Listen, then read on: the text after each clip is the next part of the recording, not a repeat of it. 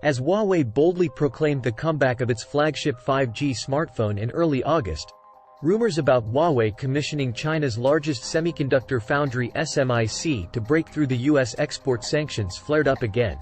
Apparently, SMIC is the most likely source of Huawei's 5G chips, which has to be made by advanced semiconductor processing technologies.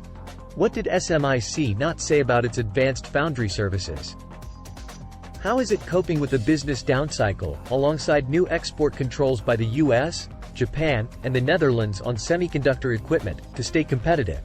According to SMIC's latest 2Q23 financial report, among the sources of revenue, the share contributed by smartphones rebounded to 26.8%, an increase of 1.4 percentage points year-over-year and 3.3 percentage points quarter-over-quarter. Why did SMIC achieve growth against the trend of double-digit declines reported by others, as well as compared to the revenue contributed by the Internet of Things, IoT, and other consumer electronics products, which were both down year-over-year and quarter-over-quarter? Could it be that China's smartphone market has recovered significantly across the board and is helping SMIC? Apparently not. In 2Q23, China's smartphone market shipped 65.7 million units, a 2.1% year-on-year decrease, and in 1H23, 130 million units, a 7.4% year-on-year decrease. That is to say, under the premise of weak overall sales, SMIC's smartphone business has shown significant growth against the trend. Where did the momentum come from? One of the keys is the reshuffling of China's supply chain under U.S. sanctions. Under the import substitution policy, China's chipmakers have increased their previous market share, which in turn has benefited SMIC as a foundry partner. In particular, in the second quarter of 2023, the shipment of China's high-end smartphones, $600 plus per unit, not only did not decline but increased by 3.1%. SMIC benefited from the rush orders, including 28/40/55 of a nanometer, and increased its fab capacity utilization by more than 10 percentage points quarter-over-quarter. However, while the Chinese market supported SMIC's rebound, the recovery was not necessarily a result of the overall smartphone market, but rather an increase in the market share of some of the Chinese companies that have been working closely with SMIC. The sustainability of this demand momentum remains to be seen. Now, since SMIC company CEO Zhao Haijun has repeatedly expressed pessimism over the business outlook and said it took a longer than expected time for the consumer electronics market to recover, where did that sudden burst of growth momentum for premium smartphones come from?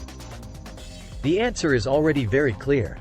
Yet SMIC has mummed over the development of its advanced semiconductor manufacturing technologies over the past 2 years. The last time company CEO Liang Mongsong, who is in charge of SMIC's cutting-edge technologies, commented on public information was at the second quarter 2021 financial report press conference 2 years ago.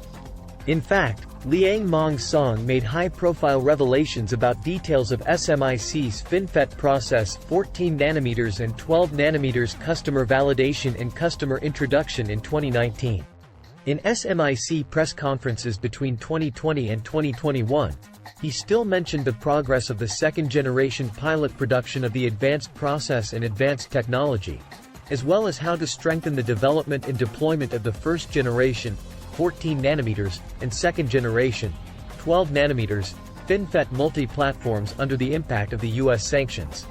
Since November 2021, when SMIC last mentioned the slow ramp-up of its advanced manufacturing process considerations, SMIC has seldom been seen mentioning its advanced manufacturing process progress, whether in a press conference or in a press release. In contrast, SMIC's recent press conferences have been dominated by demonstrations of its mature process, expansion and order intake. Has SMIC stopped developing advanced manufacturing processes? Is it possible that Liang Mongsong has left his job? On the contrary, SMIC's official website still displays a photo of Liang Mongsong as co-chief executive officer.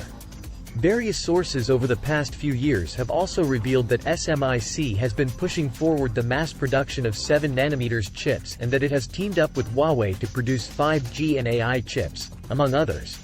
SMIC's advanced process development seems to be the unspoken aspect of the advancement of China's semiconductor industry. And as for the spoken, mature process expansion, it naturally became the main focus of Zhao's communication with the outside world in his past press conferences. SMIC's new chairman, Lu Zunfeng, took office in mid-July on the recommendation of the Big Fund. The Chinese semiconductor industry has interpreted that the will of SMIC's major shareholders, such as the Big Fund, should have set the course after Lu took over the chairmanship of SMIC or from the time he joined SMIC in May and assumed the position of vice chairman. SMIC's aggressive investment in 12-inch fabs is also suspicious.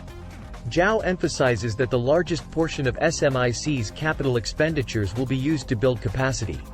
SMIC must expand its 12-inch fab capacity to an economic scale. Whether it is 6,000 wafers, 10,000 wafers, or even 15,000 wafers, it will not be enough, said Zhao.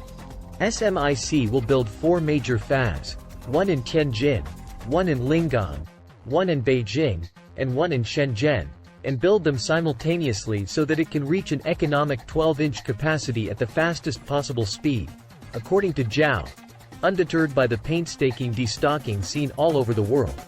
In addition, under the procurement policy of import substitution, as Chinese suppliers have gained a larger market share in the supply chain of smartphones, consumer electronics, and electric vehicles, where there are a large number of SMIC chip customers, SMIC's revenue from Chinese customers has also been growing, and the contribution from the Chinese market in 2Q23 has reached 80%.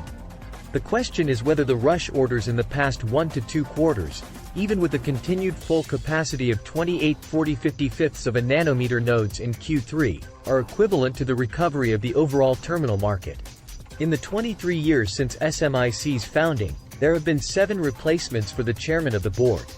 Today, the number of SMIC's board of directors has been reduced from 15 to 8, with Lu Zunfeng the only remaining executive director, and Liang Mongsong and Zhao Haijun exited from board decision-making in 2022.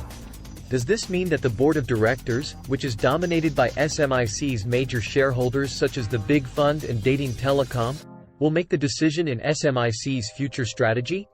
And is the expansion of mature process capacity the only important task for China's leading foundry, SMIC, which is Beijing's crown jewel? The unspoken nature of China's semiconductor manufacturing process, even if it burns a lot of money in the process of executing its mission, may be a financial burden that the shareholders of SMIC must bear. SMIC's mature process platform will continue to play its role in generating revenues and making profits, so as to allow its unspoken advanced processing nodes to move forward with its other missions.